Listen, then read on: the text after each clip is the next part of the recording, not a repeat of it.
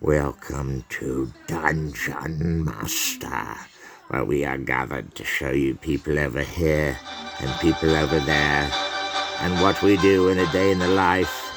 If our first name is like the sound of a reel of film, if the sound is a reel of film that makes the first name, then what is the last clap of the camera edge angle going to do for us? But we go further. We go below the logo to see the shadows of the day. And there it comes on before us in the sparkling dew of today's Mississippi throwback. Just looks ancient of days, and perhaps it is. But I don't think that was that long ago, was it? These letters are backwards and forwards, and if you can read any of them, you probably know who the people are that are surrounding this film, and that Vertov was one of the earliest ones in and the latest ones out. Makes no sense because this is his only film that I own. He did a movie called Kino, which is probably one of this.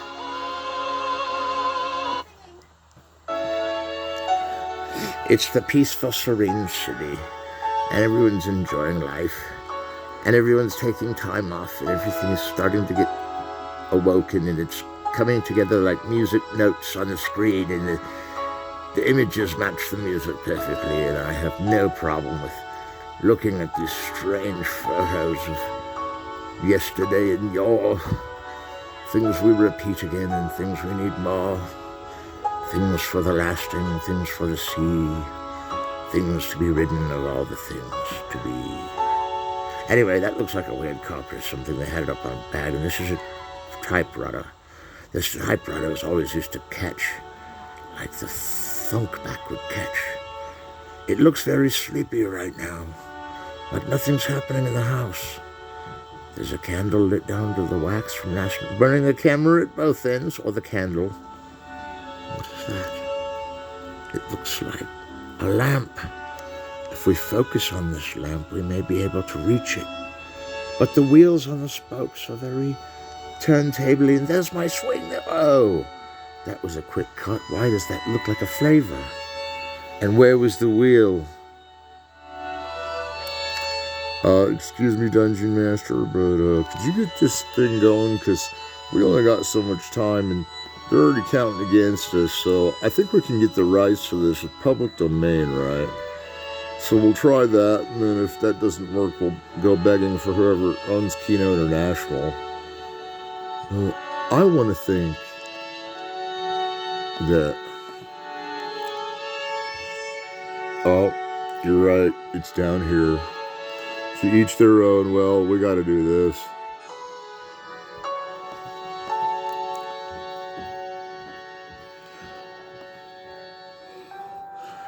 Dungeon Master is a little confused at how he had set out to get the shot, but now that the cameraman is getting aboard the car and everyone is glad there's not a cut in this, or except for at the beginning when I sped things up from the sleepy town. But the things are about to wake up and get drifting in a different direction. And though we nearly tanked it over there in Dungeon Master 23, here we are in Dungeon Master 23.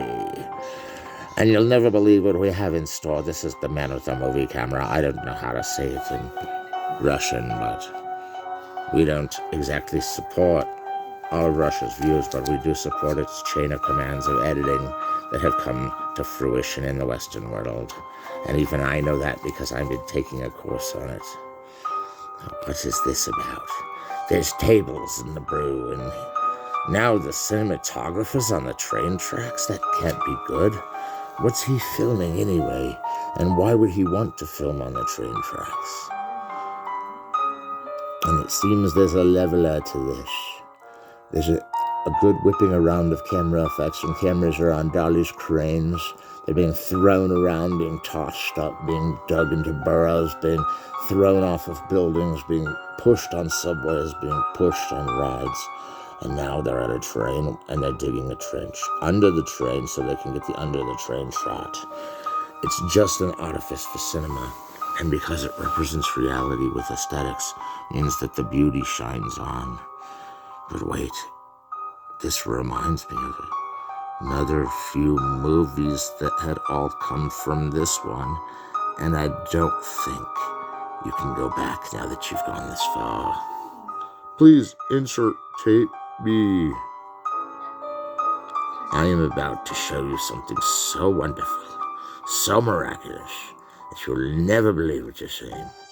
And that you're seeing a vision now does not mean that the industry is not on. Because when the industry comes on, all we can say is we've got to go to work. And if we've got to go to work, we whistle while we work. But right now I can't whistle because Dungeon Master has a really raspy voice. And his whistles always sound like he has crackers in his mouth. Anyways, there's a dog that went on the train, and he dusted off the sweep of the track so that he could get his own tracking shot set up. And all this beginning thing is, I begin to realize why we can't go past it, but why we can't dial on. So we dial on. So suddenly, before we saw it climax back there, it was getting very draggy on purpose and leaving us in this like one take, one realism world. And really, this is the part of the soundtrack that's getting faster. And what would you believe? But the music is by Michael Nyman. Michael Nyman, you are welcome to the club. We are only invited to your club because you have been so notorious to score this film. And I think you'll see that the editing techniques are not that propagandistic for an agit prop train, but that they are only used for the beauty and aesthetic of the city, which is shown even in industry. And if you look at the eyes of the beholder, you see that suddenly the city is filled with people. And suddenly there's a faster pace on everything with the buses and the hustle-bustle. I don't really know what's next in this. I've taken notes on this, but by now, it's just come out as what we can get and what we can see. And what we can feel is a good idea. And that there was a title in the middle of it called Awakening of a Woman. I wonder which woman awoke. Because if there really was a woman that woke up, I don't know who it was. It could have been me. It could have been anybody. So, I will seek the source of all regalement, and we will stay on this scene for whatever it takes to climb the tower and get the camera shot. But you realize they're getting camera shots of camera shots, and that's how you know it's a film about a filmmaking crew that happens to be them. And now we have full control of the mainstream. We're going in, we're going fast, we're going sharp. We're going to head around that corner and see who's playing the harp. I don't really know what's going on with those things that are spinning around in the roulette table. And that's why he's climbing the towers, to escape his debtors from poker. I am making shirts for people who need them. I'm going upstairs. I'm just going to mess around with this square thing like it's a funnel of oil that it needs. Okay, well, I'll get this machine running. If I can get this machine out. And then once we were in Prague, and we saw the astrological clock in town square next to Kafka's house. And it said, "Therefore, who ye write upon these scrolls, take them to thy knowledge, thine learning, thy champion. Be not thou straight in thine ways when confronting thine enemy, but strike upon them."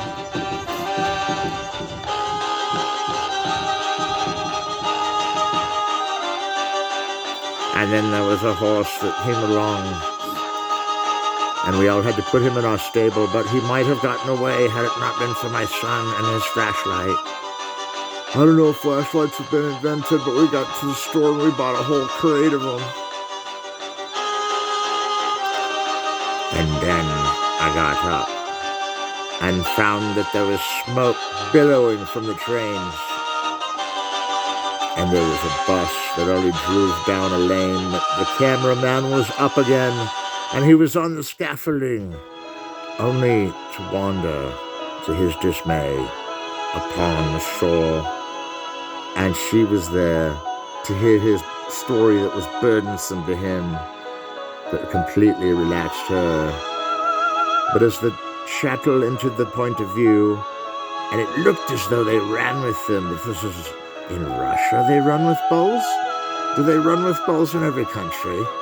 Is this a token of Western civilization, or is Russia even Western? And is this guy now holding a big camera? That'd be heavy. I wouldn't want to carry that. That's extreme. But we must now narrow down our clips to move further on to section 2 of this dungeon. We are waiting for... So now we've got a trench under the train, and everyone's in the city, and it's later afternoon in this total pandemonium, and everybody's going in every which helter-skelter, whatever direction. And that the frames match on action because of the way the shapes go around in different planes and repeat is what we have here. And I've been editing this movie so I could learn how to edit by editing this movie. And all you have to do to edit this movie is to go forward on the DVD, if you can track this disc down. But if you can track this disc down, then you may play this level completely by watching the movie itself. But that was still writing a line here, only because we've forgotten to thank YouTube and all of their wonderful creators who have loved us so much, but are not to take away from the Ziga Vertov film in front of us. Though we do cast jokes on how that train kind of looks a certain way, and that the cameraman risks all, and that they were filming him from where they were filming him is so important. I'm gonna ride along here. I like these guys, but man, I don't know if I should be here. Well, I'm gonna twist this cartridge here and pull that and pull that out. I told you I don't belong here. Come on now. I'm freaking special. Alright. Cameraman, I see you. Yeah, you're good. So suddenly, when they were setting up the shot, they forgot to stop driving the car, and he got the car moving, but it looked like he was filmed from another moving car. So I would say it's abstract, or that things are going on that I don't understand. But I've got to tell you, there is no way that I can see one thing and see it turn into freeze frames.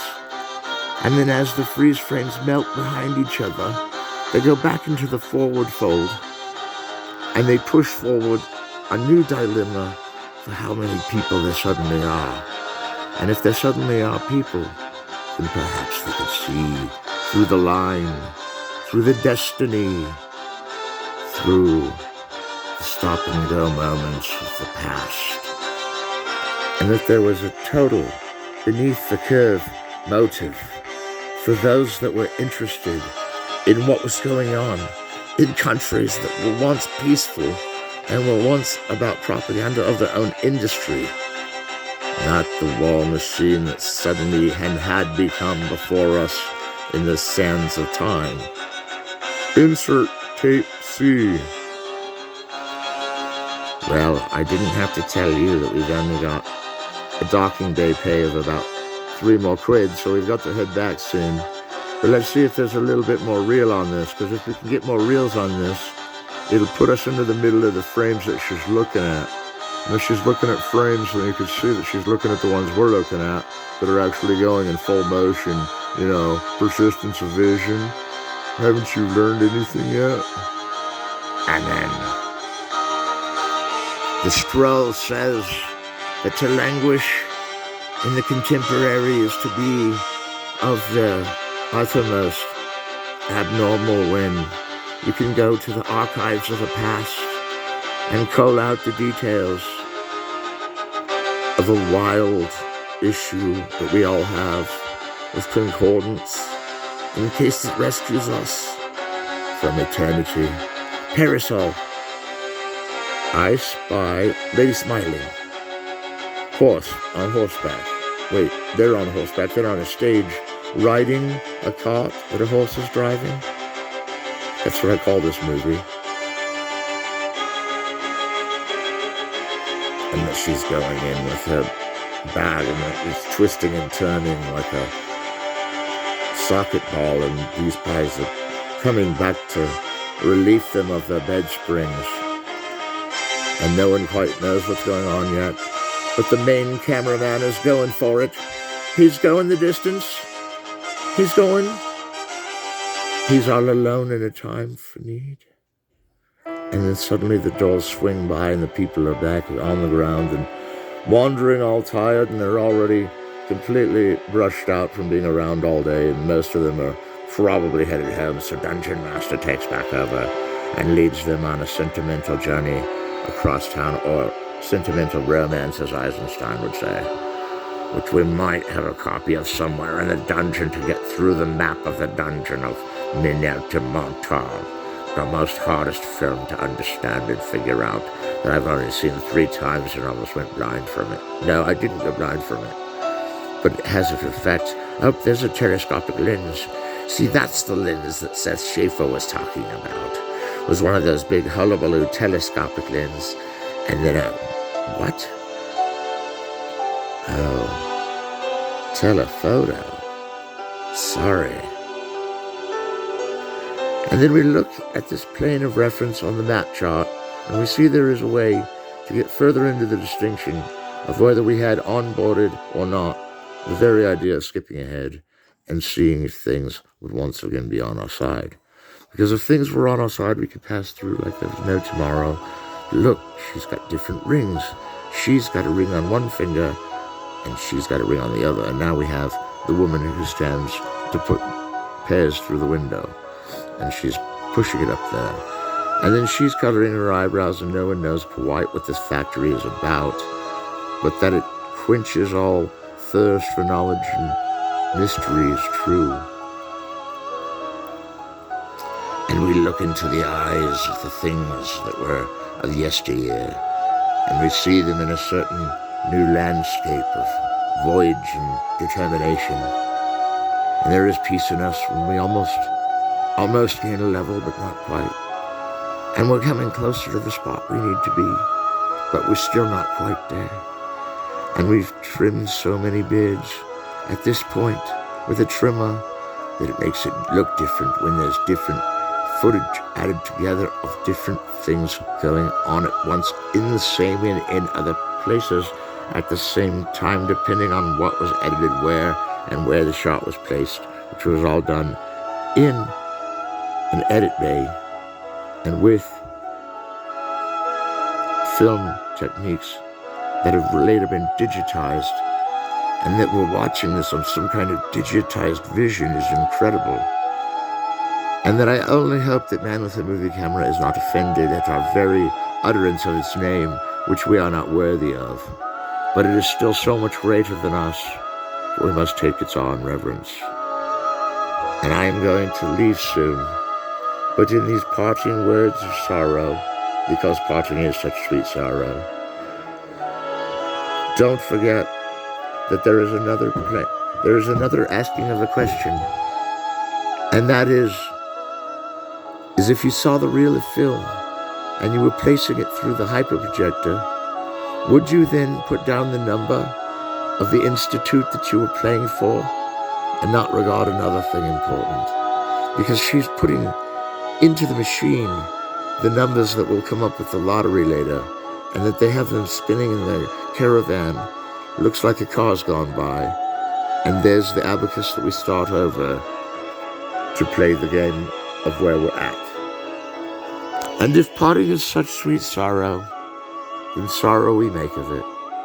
For we had time longer, but we were cut short again, only because they come to the door only when I'm busy. And that's no explaining a complaint, that's just a fact.